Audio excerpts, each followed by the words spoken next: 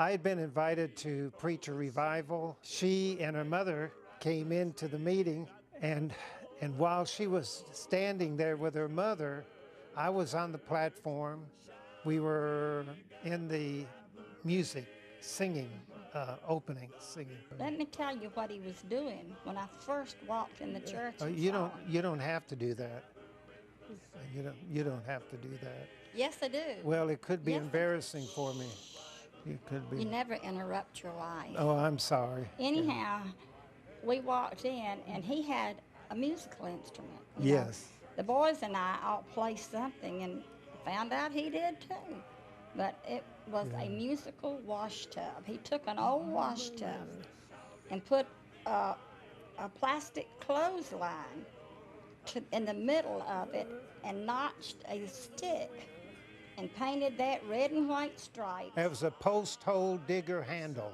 And anyhow, he fitted it on the side of the tub, and he'd put one foot up on the tub and hop with the other one before he could really get in tune.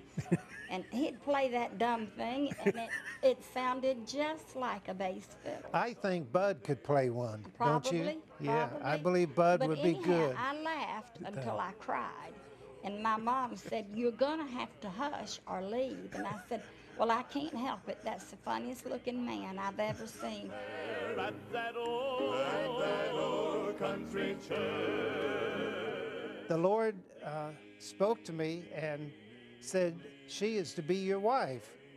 And of course, that was a big shock to me because on Monday night when we opened the meeting, I had announced to the church that I was not up for grabs, that I was there for revival and to preach the word, and so that was quite a shock. And her reply was, "Well, God hasn't told me anything." I said, "And I'm not interested. I don't want to hear it." Well, I didn't give up very easily, and the revival was extended, which gave me more time. Our first date was a citywide rally in which I was the speaker, but it all worked out.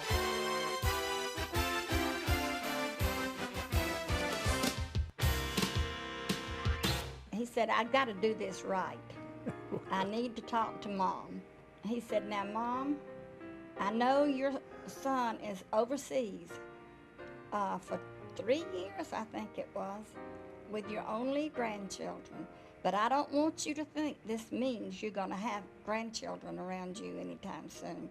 He said, "I'm having this girl by myself for at least 5 years." 5 years, yeah. So we was married a year, August the 26th, and Scott was born September the 1st. 5th. The 5th, excuse me. September 5th. And that it didn't stop there. Tim was born November the 25th of the next year. So we had 2 babies, not just one.